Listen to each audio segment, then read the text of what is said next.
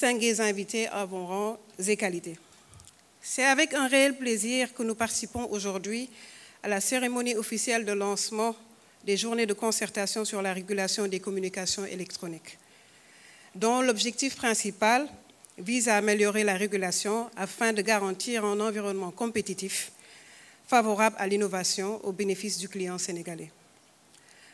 Je me retrouve très honorée de porter la voix des opérateurs télécoms pour magnifier l'importance de ces journées qui doivent être inscrites comme un rendez-vous annuel dans le calendrier de l'écosystème numérique.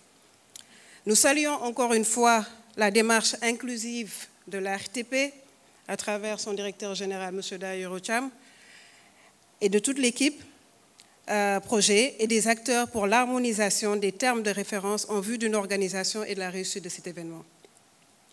Le secteur des communications électroniques participe de manière appréciable à l'économie nationale. Vous savez sans doute que la contribution n'est pas moins de 3% au PIB national et cette contribution est surtout liée à son dynamisme porté essentiellement par des acteurs de l'écosystème qui développent des infrastructures techniques de dernière génération, contribuant ainsi à la réduction de la fracture numérique.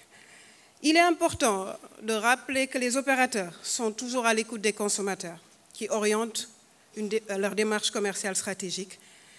Ainsi, la diversité des offres dominées par les besoins en Internet leur donne plus de choix et de liberté avec un budget de communication flexible. C'est dans cette dynamique que les opérateurs télécoms resteront toujours des partenaires favoris de l'État dans ses politiques de diversification, mais surtout d'accessibilité aux services numériques. Avec les besoins accrus en Internet et en innovation, il devient primordial de mettre en place une politique d'aménagement numérique du territoire national dans le but de répondre aux exigences de l'équité sociale et territoriale qui prône l'accès des services de manière non discriminatoire à toute la population sénégalaise. Dans ce cadre, et au vu de l'ambition des opérateurs télécoms de développer les infrastructures techniques pour asseoir une souveraineté numérique nationale, il serait opportun de réfléchir à un allègement de certaines préoccupations du secteur. Je veux nommer par cela la réduction des délais d'autorisation d'installation de la fibre optique, aujourd'hui qui est devenu un besoin, je dirais, primaire en termes de connectivité, aussi bien pour nos sociétés, entreprises, mais également au niveau des ménages. L'accès aux sites avec les collectivités locales, qui devient de plus en plus difficile. L'accès à des sites stratégiques afin de participer à la digitalisation du pays, dont Diamniadio et autres. La revue des frais de fréquence et de numérotation.